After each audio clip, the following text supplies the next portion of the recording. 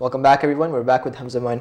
So, Hamza Moin, we spoke a bit about some of your initiatives, goals, and projects. Could you tell us a bit about, I guess, what Maniac Muslim is doing in terms of some of the projects that they have?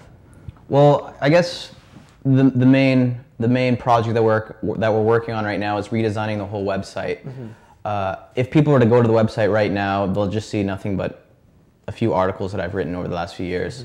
So, as I mentioned earlier in the interview, we are working on trying to get more artists involved, more people on board, to kind of give them more exposure. So right now what I'm doing is just contacting a whole bunch of poets, musicians, filmmakers, even other comedians and writers, and try to get them on the website, pool all their content together, and kind of showcase that in a way that people in the community can kind of interact with them in a whole lot easier. Do you have any active projects, I guess, that are in process right now already?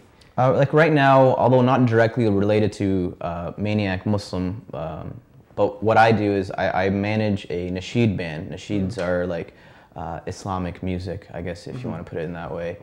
The band's called Halal Meat, right? Yeah, and what I'm trying to do with those guys is that I'm trying to kind of make a band that they can have Islamic music, wholesome songs that use all percussion instruments, but at the same time achieve the same kind of quality music that people will listen to that's on the radio right now. It's very difficult to find that mix, because I find that a lot of the music that's out there for Muslims nowadays are maybe a little bit corny, or maybe they might not be proper replacements if people want to get off music and they want to kind of go to the current Muslim music scene. There isn't a whole lot of artists to choose from. So I'm trying to foster more musicians and artists and kind of make halal, wholesome music for Muslims. Okay, sounds great. Now, you mentioned you're into music. You're also, I guess, into the clothing business. Can you tell us a bit about, your T-shirts and that's clothing right. that you have? This shirt, I do have kind of like a funny Muslim clothing line that I sell at various conferences throughout the year. This one actually in particular sold out really fast. I'm not sure if the viewers at home can kind of see it. The Arabic word says almoz, and in brackets it says relax. It just says banana. So the idea of this shirt is that you wear it at airports, so that way you can kind of go through security and they are not going to get freaked out. Like, hey, he's wearing an Arabic shirt. Like, oh, okay, it just says banana. I'm still too scared to wear it at the airport, but hopefully one day I'll have the courage to. Okay. And the T-shirts that you have, is it for everyone, or is there a specific audience? It is for everyone. I find the people that are most that find it the funniest, or that it appeals to the most, are people, I guess, in the university, high school age, both guys and girls. I had some pretty good sellers. In Ramadan, I have a few fasting shirts, so I have like one that says fasting but not furious. Iftar Hero, just parody of Guitar Hero. There's a lot of shirts like that. There's just various pop culture references in these shirts, and people just find a liking to it. Okay, it gives us a nice identity. That sounds great.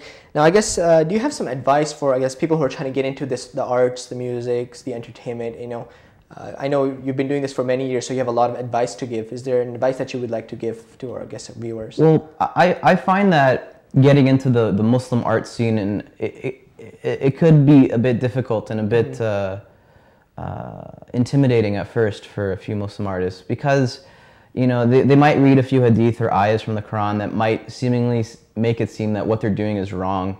But there is a lot of room. A lot of our scholars in the past have okayed a lot of arts like poetry and spoken word. So they should kind of really look into the religion to inspire them to make more pieces. I find that if you look into Islam and look at our wonderful history, you'll see a lot of things that can kind of inspire artists to kind of really produce some beautiful works. And that's how it's been in the past, and that's what I'm hoping to see in the future, in this new kind of emerging Muslim art scene that's occurring all over the world. Okay. So I guess, could you just mention maybe like 2 or 3 main challenges that you found when you were going through your journey that you kind of have to overcome? For me, I had to find to really find what is comedy's place in the Muslim world. And a lot of people were saying, no, you can't do comedy, laughing is not good. But I did a little bit more reading into the Prophet, peace be upon him's life, and I found that he could tell jokes. He told some of his companions joked around, but they did it in a way that was truthful. So there's always an element of comedy in what they did, but what they were doing was truthful. And that kind of inspired me with my comedy. Like, I didn't want just to write things and make people aimlessly laugh. I want to write things, make people laugh, but at the same time learn a few things, maybe a few moral issues that I've taken from scholars that I've listened to over the years, or things that I've read in the Quran or the Sunnah, that I find that people can kind of extract great moral and lessons from. So Hamza, you've been doing this for a few years. You've been traveling all over the United States and Canada. So could you share some of your experiences while you're doing stand-up comedy? Yeah, I mean, it's just to go from, being very shy, not being able to speak in front of crowds, to doing stand-up comedy in front of crowds of 500,000 people. It was a huge adjustment for me, and I find it's kind of given me a lot of experience and a lot of funny stories over the years, and also a lot of inspirational stories. Like, I had one person tell me one time after Muslim Fest, which is like an artistic festival here in Toronto, that they told me that they've been trying to get some relatives of theirs to start praying 5 times a day, and they've been doing it. They've been trying to remind them, and they weren't able to.